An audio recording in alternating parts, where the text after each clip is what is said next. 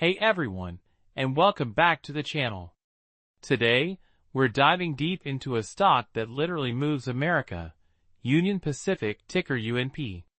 Now you might think, trains, that's old school.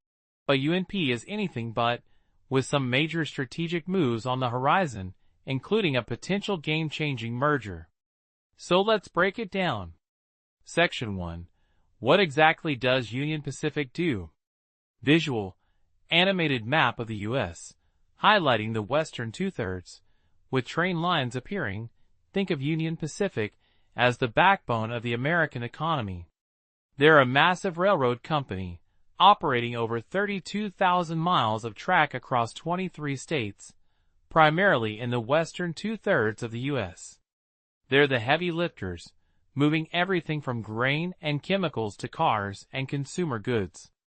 On-screen text, Union Pacific, UNP, America's rail giant. What's really cool is they have what we call a geographic moat. Building a rail network like theirs is incredibly expensive and difficult to replicate. So, they effectively share a duopoly in the West with BNSF Railway, making it almost impossible for new competitors to emerge. Section 2. How UNP makes its money. Visual, pie chart or bar graph showing the three revenue segments with their percentages.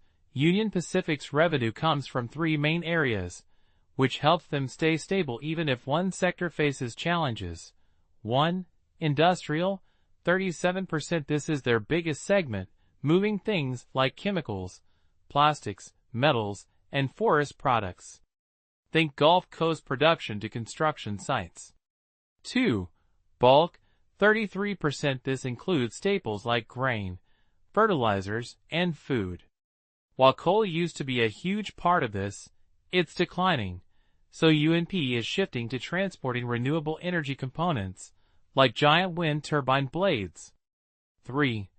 Premium, 30%. This segment is all about containers, those big boxes you see on trains and ships, and finished cars. It's heavily influenced by port activity, and what you and I are buying. Section 3. Driving efficiency, precision scheduled railroading, visual, graphic illustrating, PSR, perhaps a train moving smoothly on a fixed schedule, then a messy, delayed train. Under their new CEO, Jim Vena, Union Pacific is hyper-focused on something called precision scheduled railroading, or PSR. Imagine a bus system where every bus leaves at a fixed time, whether it's full or not, to keep the whole system moving. That's PSR for trains. On-screen text.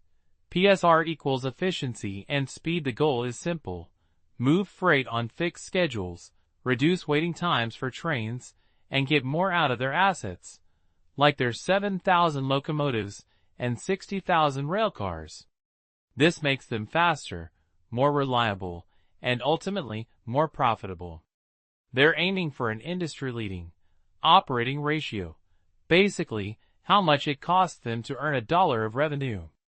The lower, the better, and UNP is already best in class. Section 4.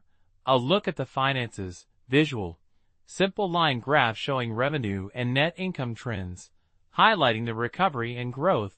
Despite some ups and downs in the economy and the decline of coal, Union Pacific has shown remarkable financial stability. In fact, by the end of 2025, they hit a record $7.14 billion in net income. They're not just growing, they're growing efficiently. Their operating margin is a robust 40.2%, much higher than competitors like CSX. And get this, their return on equity, ROE, consistently hovers around 40%. That means they're generating excellent returns for their shareholders. Section 5. Shareholder returns. A dividend powerhouse. Visual, animated timeline showing 127 years of dividends. Now, for those of you who love reliable income, UNP is a dividend beast. They've paid dividends on their common stock for a staggering 127 consecutive years. That's not a typo. On-screen text, 127 consecutive years of dividends. They've also increased that dividend for 20 consecutive years, putting them just a few years away from becoming an S&P 500 dividend aristocrat, a rare club of companies with 25-plus years of dividend increases, while they paused share buybacks. Recently, that's due to something even bigger. Section 6. The Game Changer, a transcontinental merger? Visual, animated graphic showing UNP's Western network connecting with Norfolk Southern's Eastern network, forming a single cross-country line. This is the really exciting part. Union Pacific has proposed an $85 billion acquisition of Norfolk Southern, a major eastern U.S. railroad. If approved, this would create the nation's first truly transcontinental railroad. On-screen text, merger target, Norfolk Southern, $85 billion. Why is this such a big deal? Faster service. Imagine shipping goods coast to coast without switching trains and going through congested hubs. This could shave 24 to 48 hours off transit times, making rail much more competitive with long-haul trucking. Billions in synergies. The combined company expects to save and earn over $2.75 billion annually by converting freight from trucks to rail and cutting operational costs. This is huge. However, it's not a done deal. Regulators have expressed concerns, and the application was initially rejected as incomplete. UNP and Norfolk Southern plan to resubmit, so this is a key watch area for investors. Shippers, especially farmers, are also voicing concerns about potential reduced competition. Section 7. Future growth and potential risks. Visual.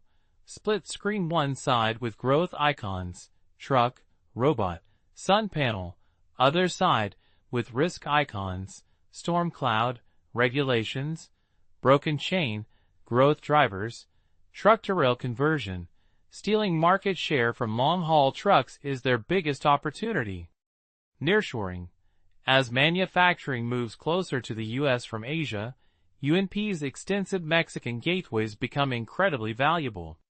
Technology. AI, machine learning, and automated inspections are making their operations even safer and more efficient. Renewable energy. Transporting wind turbine parts and solar panels is a growing business. Risks. Regulatory hurdles. If the Norfolk Southern merger is blocked, it significantly changes their growth strategy. Economic downturns. Recessions hit freight volumes hard. Operational disruptions. Think severe weather, natural disasters, or labor disputes. Cybersecurity and hazardous materials. As critical infrastructure, they're a target, and transporting dangerous goods carries huge risks. Section 8. The investor takeaway. Visual. Scale tipping between value and growth.